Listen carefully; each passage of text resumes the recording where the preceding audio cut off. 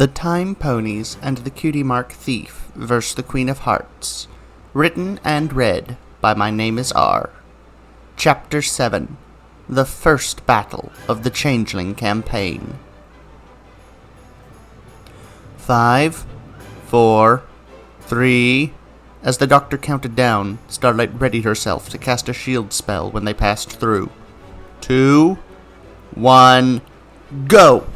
She opened her eyes and started galloping towards the portal, which now appeared as a swirling green and white vortex again. As soon as she passed into it, she felt the spinning and tumbling sensation again, but it wasn't as bad when she expected it. Then the world stopped being rainbow-colored and became all green and brown. What? Where did the alicorn go? Look! More ponies! Starlight shook her head and saw a dozen hovering changelings all turn to look at her and Inky. She had lost concentration on her shield. She tried to cast it, but the nearest changeling swatted her horn, breaking her concentration again. None of that! Who are you, and how did you get here? I saw you fly out of a tree! Starlight tried to think of something to say that would give her time to defend them. Ah! For Equestria!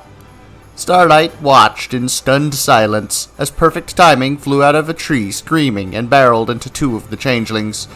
And then Derpy flew backward into 4 of them, 2 of whom flew into 2 more of the changelings.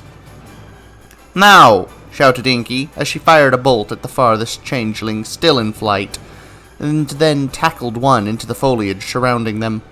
Starlight blasted the last 2 changelings in flight with a stun spell, and turned to Derpy and Timing.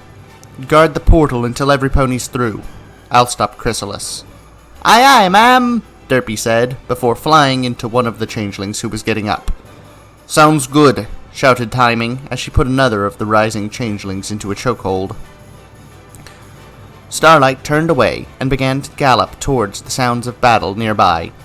When she reached the tree line of the clearing Twilight had spoken of, she saw a few dozen ponies fighting hundreds of changelings. In the center, she saw a larger changeling standing over a battered and bloody zebra. Figuring these must be Queen Chrysalis and Zecora, she raised a partial shield to block any stray blasts from the random changelings. Then she readied the strongest magical beam she could and fired at Chrysalis. Chrysalis was readying a fatal ray to finish off Zecora when Starlight's blast caught her in the side. She staggered, but remained upright. Who did that? She shouted, spinning in the direction of the attack. She saw Starlight just as she let loose another blast, but this time Chrysalis met it with one of her own. Starlight cancelled her attack and levitated 5 feet up, letting the Queen's beam continue unopposed into the trees behind her. Several changelings began to approach Starlight from the air, but then Chrysalis spoke. Wait. Surround her, but don't attack. This one looks like a challenge. What do you say? Just you and me. And why would you want that? Because I can beat you myself, and I don't want you hurting my subjects. Besides, it's been too long since I've had a good workout. She fired another beam at Starlight, who floated to the right, only for Chrysalis to redirect the beam after her. Starlight brought her shield to protect the front, just in time for the beam to hit her squarely. She felt her horn tiring at an alarming rate, and shifted to a reflective shield, sending the Queen's beam back at her. She stopped firing at Starlight and fired at the oncoming beam, causing both to dissipate. Starlight shot another beam while Chrysalis was distracted, hitting her again. Enough! Chrysalis shouted. She fired her beam at Starlight, who met it with one of her own. She quickly saw this was a mistake, as Chrysalis's beam slowly gained ground between them. Derpy kicked the changeling with her front hooves, and they rolled over, but then got up again. Why won't you stay down? She asked. It leapt at her, but she brought the spear around and hit it in the head as hard as she could. This time, the changeling stayed down. Whee! Minuet shouted, as she and Driver flew out of the tree. Then, Derpy saw a changeling with a helmet bearing down on Minuet. She flew to intercept him, but she wasn't quite fast enough. So Derpy did the only thing she could think of. She thrust her spear all the way towards the helmeted changeling. It pierced the side of the changeling and made it veer off and hit the ground. Then they started crawling away, while Derpy pulled her spear back into a ready position and kept an eye out for any more threats.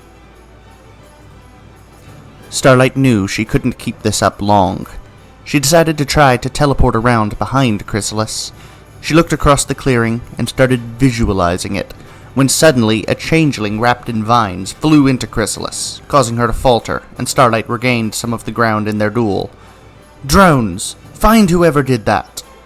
Just then, a yellow Pegasus streaked past and hit Chrysalis in the horn, breaking her concentration and allowing Starlight to hit her with her magic. "Arg! Where do you ponies keep coming from?" There was a loud growling and hissing as big jungle cats leaped out of the undergrowth and started attacking the changelings who had begun to close in on the yellow Pegasus. "And cats too?" "You made yourself a foe of nature itself when your actions stole the days and seasons. The wilds will not suffer your presence." Starlight and Chrysalis both turned to see a huge monkey cat thing stalk into the clearing, tossing a changeling back into the trees with a hand on the creature's tail. Then he leapt at Chrysalis, only for her to fly to one side, and then hit him with another blast of her magic. He didn't even seem to notice, spinning around to face Chrysalis once more. Then Starlight made a bright flash of light right in front of Chrysalis to momentarily blind her. The strange monkey cat leaped at Chrysalis again, but this time 4 changelings rammed him in midair, causing him to miss Chrysalis by a hair. Starlight's spell was not wasted, however, as 2 earth ponies ran up to Chrysalis, and one leapt atop her, while the other slammed a ring onto her twisted black horn. She threw the one on her back off, and pointed her horn at him, only for nothing to happen. Then Starlight hit her with a stunning blast, and this time she went down. The monkey cat roared, and the changelings scattered. "Owie Zotel! Daring do! I thought you were fictional characters. You're real?" Starlight looked over to see the rest of the team had arrived, and Emerald was looking between the monkey cat and the golden Pegasus with disbelief written across her features. The Pegasus looked at her. "Yes, I'm real. No, you can't have an autograph. Those changelings will be back soon, and every pony needs to be gone when they do." Starlight looked over at the fallen zebra, and was shocked as she saw that among the many gathered around her was Pinky, and Fluttershy was helping a brown earth stallion bandage Zecora. "They're not all gone!" Every pony looked over to see Derpy being held down by 2 earth ponies. "This one's impersonating my sister!" shouted the golden one with orange hair. "I am your sister! I think I used to be your sister? No, that's not right."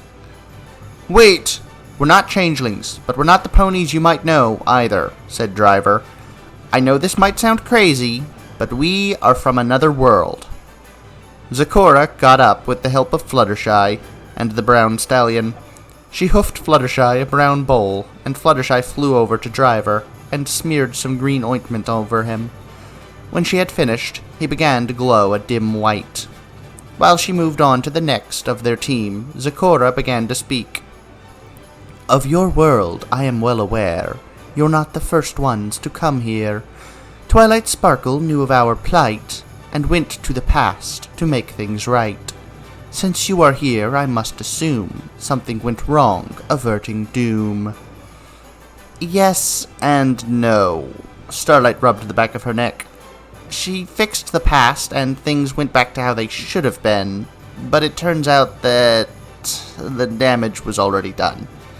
So we're here to help make this world better. We're not going to try and turn you into a copy of our world, just help with the major problems, like the changeling invasion." "The changelings will be back for Chrysalis soon. We can't let them take her back. While they have no queen, they will be off balance and confused. This is our best chance to defeat them," said one of the 2 who had placed the ring on Chrysalis, a brown stallion with a graying mane and beard, in an accent Starlight couldn't place. "What if we take her back with us?" asked Perfect Timing. "Put her in a secluded part of Tartarus where no pony will find her, and she can't get up to trouble." "I say we kill her. She's made her position clear," growled the monkey cat, taking a step towards the downed queen. "Now, Owie you know that's not how we do things," said the Golden Pegasus. "If they have access to Tartarus, the inescapable prison for the greatest threats Equestria has ever seen, then they can hold Chrysalis without killing her. We only kill when it's necessary, not when it's convenient." "Yeah, let's not jump straight to killing. We'll take her off your hooves," said Starlight. "When you return, here's where you must go, for there is much more that you should know." Zecora hoofed Fluttershy, who had finished painting all of them with the salve, a map. She took it to Starlight, who saw a path leading deeper into the jungle. "We should not speak very long here. That's a place where we need not fear." "How long will it take for you to get there?" "About an hour. Do you plan on stopping by before you take Chrysalis to your Tartarus?" asked the old stallion with the accent. "We'll drop Chrysalis off and then meet you there in an hour. We won't be late," said Starlight. "Time, ponies? Form up. Let's head back to the map." "Wait, where's Inky?" said Perfect Timing. Starlight looked around and saw that she was right. Inky was nowhere to be seen. "The last I saw, she tackled one of the changelings into the undergrowth. I thought she came back to the portal," said Starlight. "I'll go look for her," said Derpy. "All right." Derpy took off in the way that they had come from, and Starlight looked back to the natives, who were packing things up as fast as they could. "Have any of you seen a grey unicorn with a blonde mane and tail?" There was a general muttering that sounded negative. Starlight turned to Perfect Timing. "Any ideas what might have happened?" "No, Wait, what's this?" Perfect Timing reached into her vest and pulled out a sheet of paper. She looked over it and said, "She's not coming back today. She says to go on without her for now.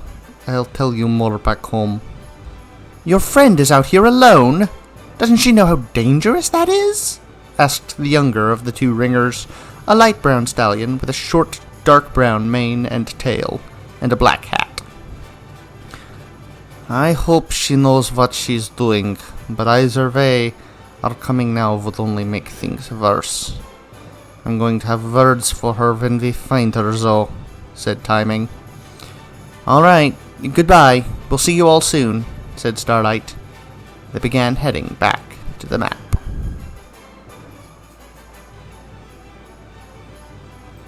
Derpy flew back to where the portal had been, next to a glowing crystal map.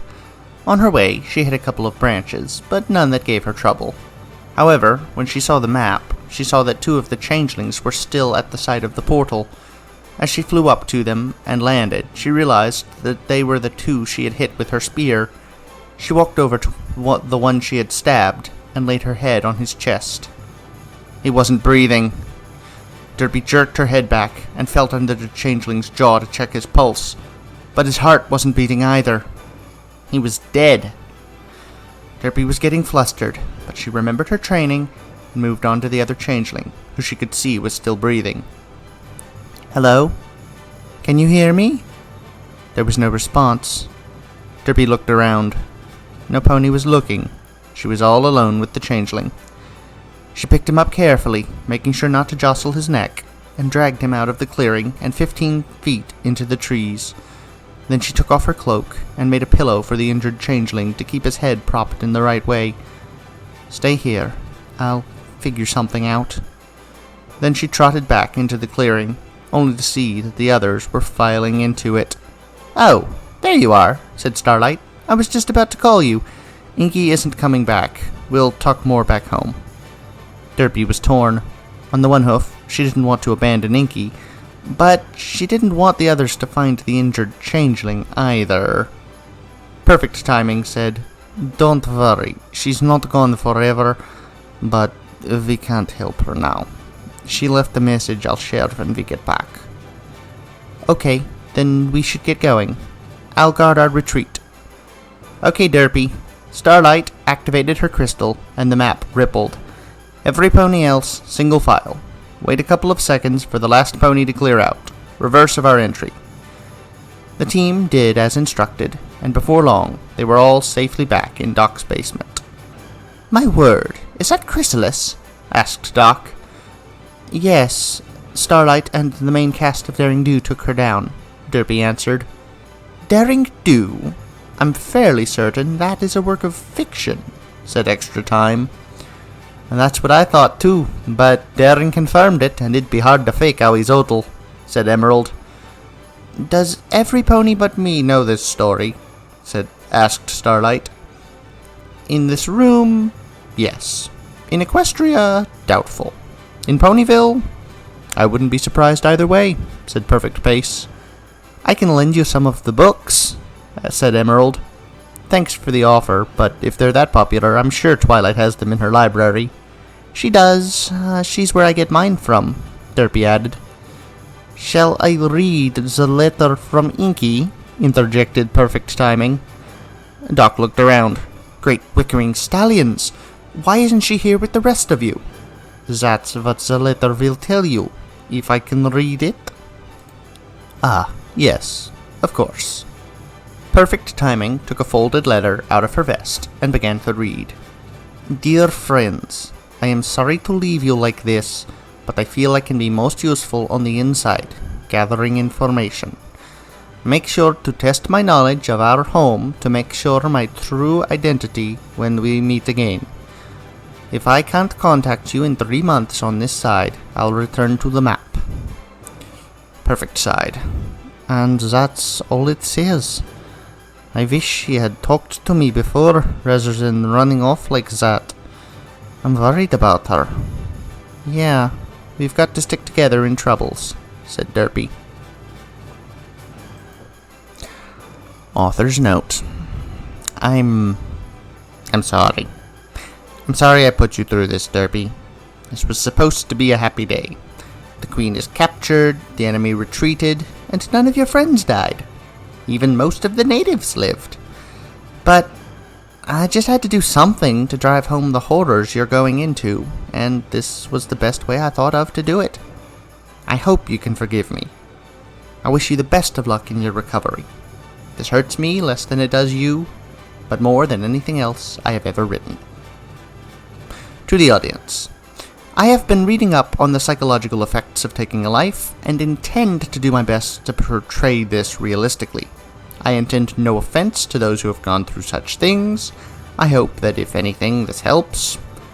I think reading Songs of the Spheres has made this even harder than it otherwise would have been, but I don't regret it. This pain is what will keep me from ever going too far. It keeps me accountable. And no, I don't really believe this is truly happening somewhere because I wrote it, but I am a very superstitious person. Some stories kill off a friendly character of some importance to drive home the fact you cannot count on plot armor. I killed off an unnamed Changeling to show the threats are real. It probably hurt me more than if I had killed off Sandstorm. I use Throw It In and Reality Ensues a lot, frequently together. Like how I didn't plan on Derpy killing a Changeling until after I finished writing the fight with Chrysalis.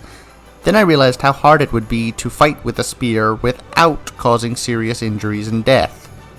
That is why the guard is not to use them except in war, after all. And when I went back to write that scene, I intended that Derpy thwacked one over the head and knocked him out. End of story. But then I wrote that she hit him as hard as she could, and I knew he wasn't walking away from this uninjured. Derpy is strong, and that stick gives her leverage. I twist my own expectations. It doesn't always lead to harsh consequences. Ritten's detective side plot has a similar origin. I was writing Derpy's lines, and I didn't intend the false implication of a date when I typed, "She invited me out to dinner." That was just me typing as I talk. That is one thing I like about writing Derpy. Her problems with talking to ponies in this story are basically what happens when I don't look back on what I said and offer clarification. I just take my own awkwardness and don't avoid letting it out like I do for every other character and in my own speech.